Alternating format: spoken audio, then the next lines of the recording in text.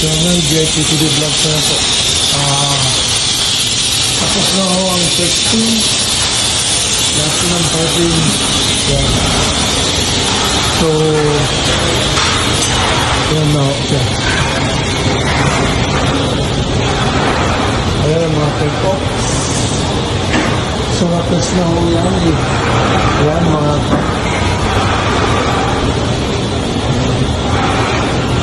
surat ko na ng take-offs para sa fine tuning units. Naka-type na. So pag natapos ko ang paperwork sa nito, pwede nang i-insulate.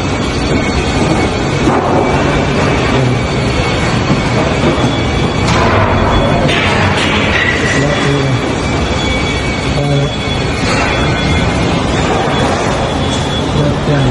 So, tapos lang lahat yun.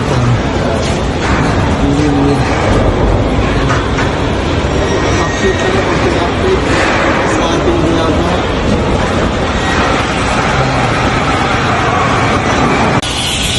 Ito po mga insulation na yan. Very useful po yan sa kanyang mga product na yan. Saka itong mga drill na to. Kasi just in case na nagka-problema mo sa system, hindi mo kailangan na i-drain ng buong building.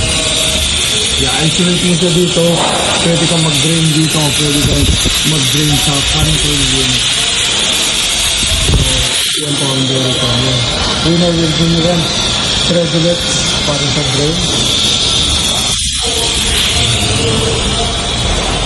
So now, mostly marami calculation na dito. Math. So kasi mga offsets, mga straight offset, rolling offset, and then yung codes.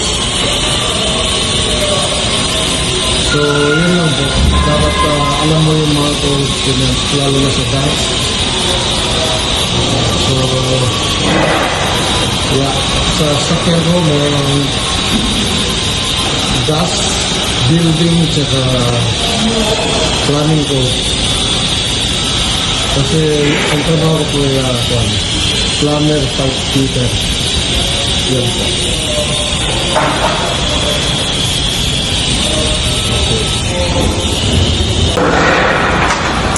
Ayan.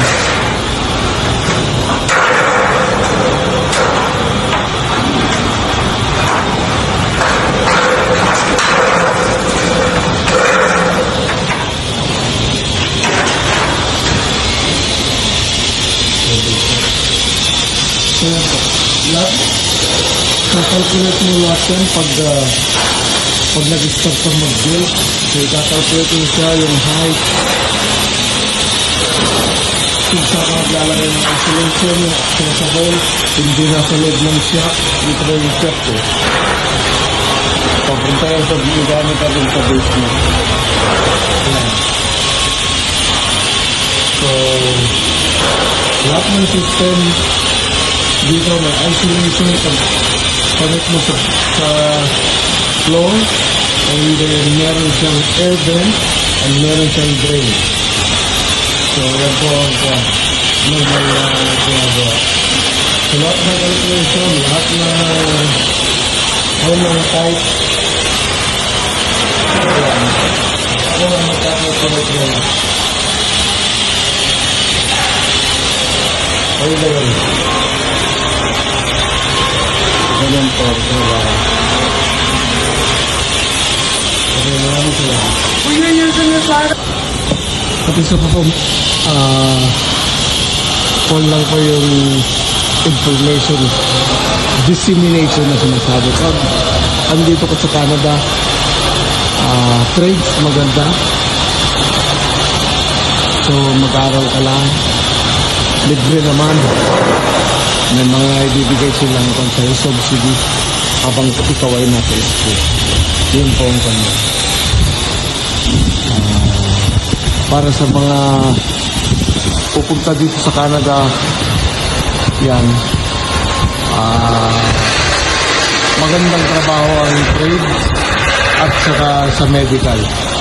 Kahit recession po, magbabawas man ng tao pero hindi lahat. Kailangan pa rin nila ng gamit, kailangan pa rin nila ng people, kailangan nila ng nurses, kailangan nila ng healthcare workers. Pag yung dalawang field na yun, very safe. Okay. Ito po, nagkukuha lang ako ng video para pag may mga nakapanood na magmamigrate dito sa Canada, meron silang magiging parang idea kung saan sila pwedeng tumahak na o gusto nilang magtrabaho. You know, so yun po ang para kaya ina-update ko yung parang dito yung progress na aking ginagawa para alam niyo rin po kung ano yung ito. Hindi naman sa yan. Ganun. Yun lang po.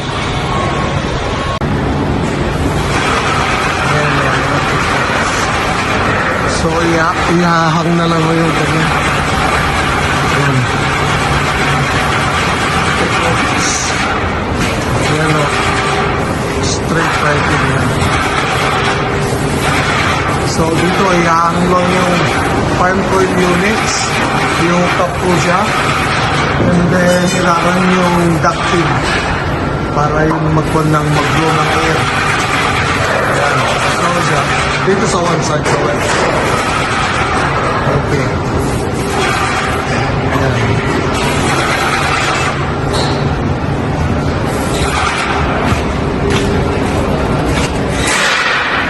Yan, glycol line no, gatapos na din yan. Papunta sa Oabagin mo yan. Yan, sa R&D unit mo yan, glycol system. Yan, tapos na din copper line para sa water line, tapos na din S10. Yan.